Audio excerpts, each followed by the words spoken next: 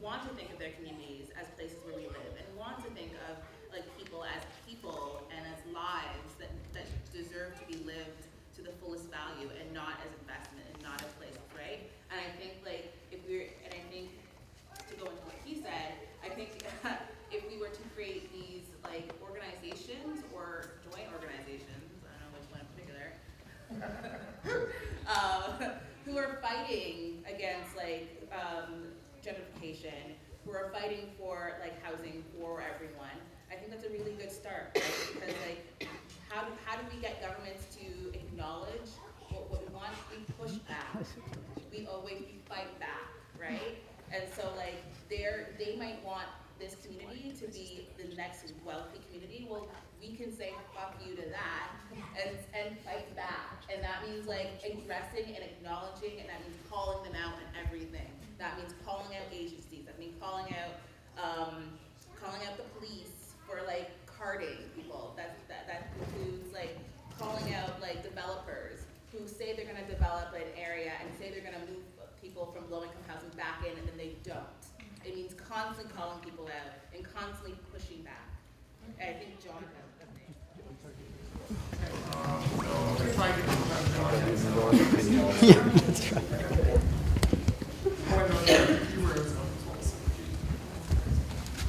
Thank you. So I work at one of these hipster restaurants in Parkdale, and I see people rationalizing gentrification all the time.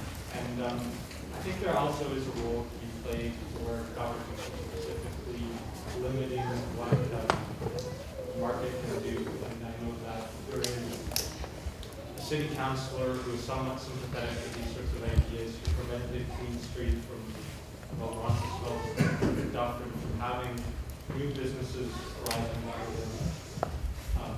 that would have saw lots of the places that serve poor people being bought out. So I just want to add that. Following what you were saying, Pat, there's an organization in Parkdale right now called Parkdale Organize, and they've started with tenant issues within individual buildings, so they'll work floor by floor within a building, get everybody to know each other, and sort of build solidarity at a building level. But with the intention is by getting, they've successfully fought like illegal rent increases, getting heat restored in people. Basically the checklist of all the tenant issues you can imagine. They've got quite a few like kind of tactical victories with these, but their aim is entirely to build like a larger movement in Parkdale that is drawing these buildings together so that they can fight, policing issues, and it would be fully applicable to these types of things.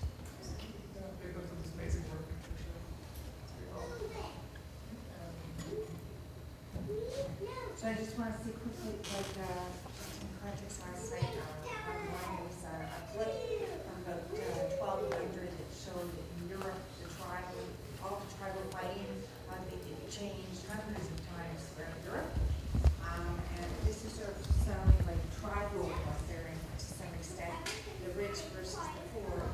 And I remember I flipped, so that's from a sociological point of view. I flipped through a sociology program I've ever seen on a page talking about usually the society that is the most advanced ends up taking over the one that least resources. So by how are we going to look at our thinking over if between haves and have-nots, they're going to end up funding us over with all these high rises and pushing us up. Well, actually, kind of building on what you're saying, as the gentleman also said, Parkdale Organize, there's a movement of community land trusts where you're looking at land as not something that is a commodity, but land as a community good. So people are organizing to take land off the market as well, which is amazing, and we just need to see it more just kind of getting together and sharing knowledge.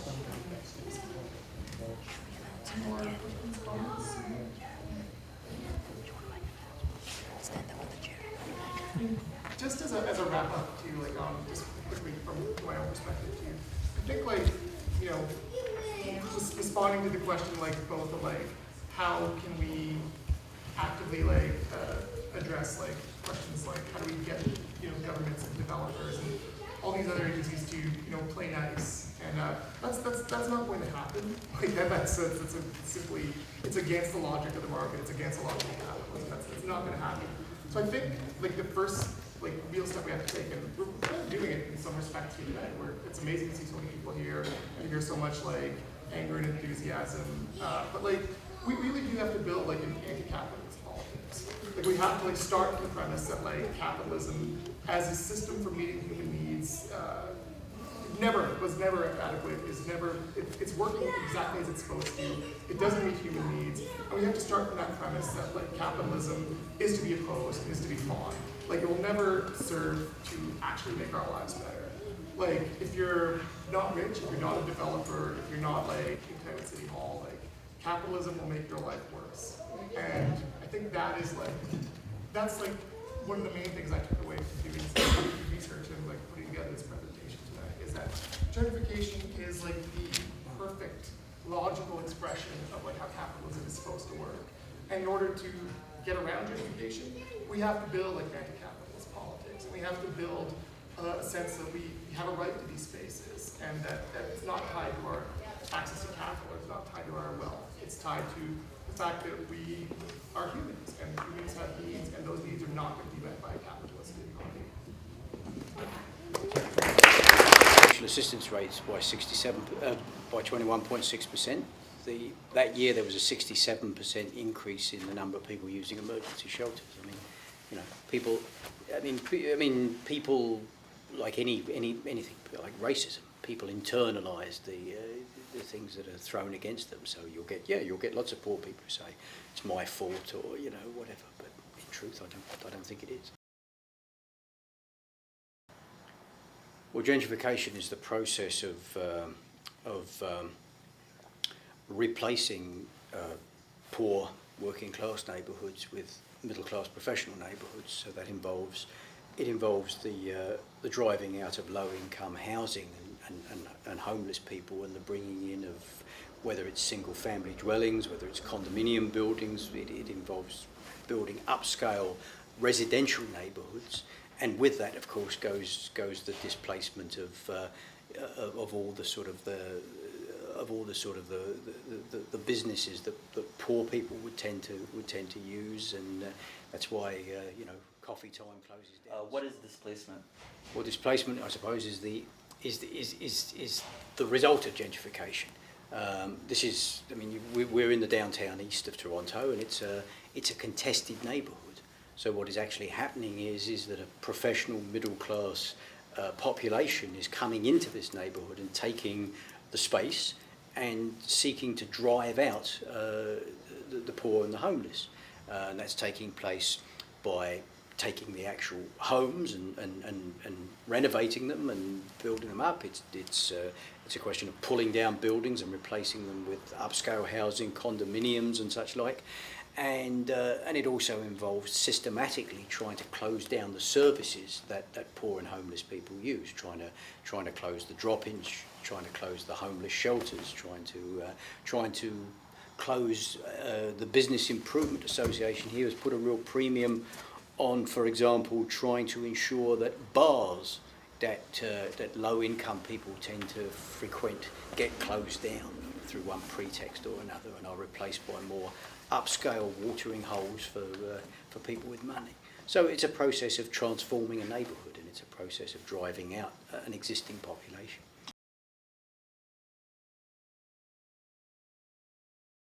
The existing population is a low-income, working-class population of people in Toronto, in the context of Toronto, heavily racialised,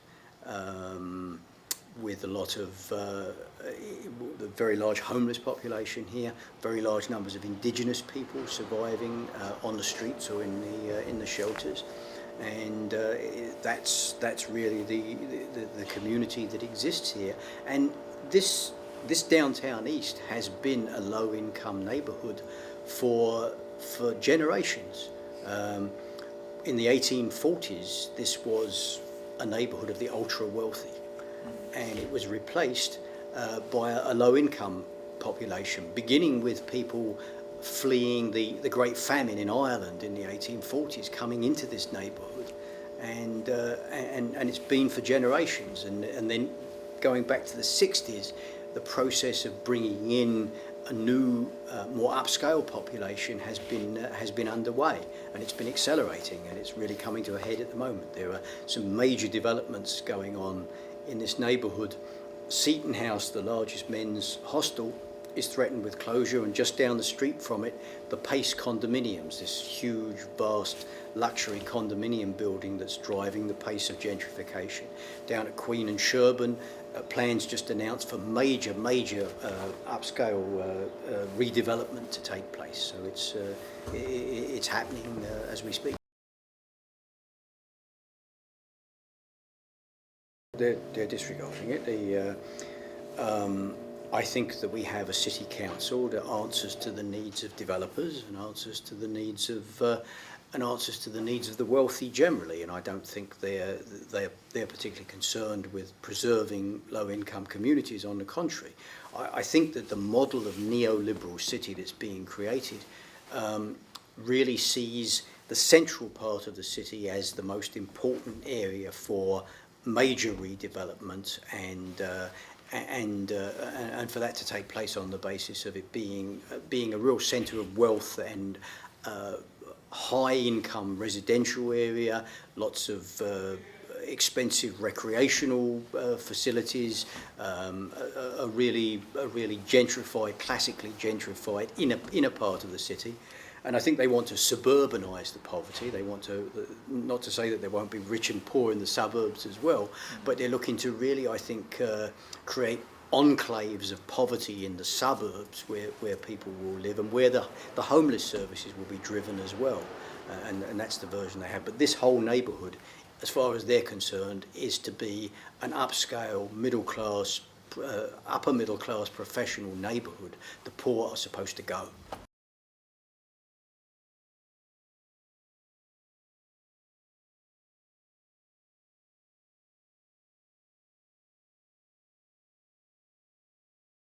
Well, it's created a situation where, in addition to the actual targeted communities that are being purged, that are being pushed out, I mean, it's generally created a situation where affordable housing is a mainstream crisis for lots of people. Housing prices have been pushed up,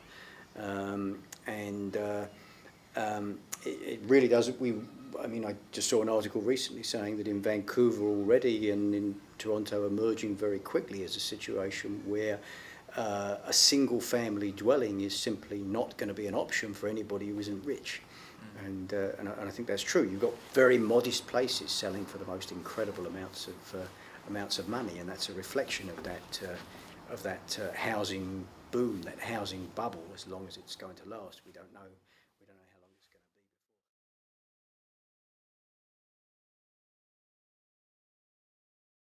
There's 1,000 battles. I mean, it isn't just simply that. I mean, over the last number of years, we've confronted and challenged all kinds of initiatives that relate in one way or another to the gentrification. Whether it's police attacks on homeless people, whether it's the closing of services, whether it's the closing of shelters. And we've had some successes. We've prevented shelters from being closed. We've challenged various initiatives. To actually win control over the actual planning process, however, is at the moment simply beyond their means. That's something that's going to require a much bigger and more powerful movement before we're actually in a position to actually challenge the process of development itself. That's a fight that lies ahead. Yes, I mean it's a question of challenging the political decision makers, since the developers don't run. They have people running City Hall for them. They don't run it themselves directly. But I mean, in the course of, I mean, we may be involved in sort of like skirmishes in this neighbourhood, but ultimately, we have to actually be in a position to raise and fight around major political demands about the development agenda, challenging that development agenda. Because in truth, I mean, the needs of most working class people, and not just the poorest people, are not in line with this process of gentrification and redevelopment. There's a relative minority of the population that stands up, in fact, in the end, a small minority of the population that stands to benefit from it enormously. So we have to build a defence capacity within communities under attack, but we have to build a broader political movement as well.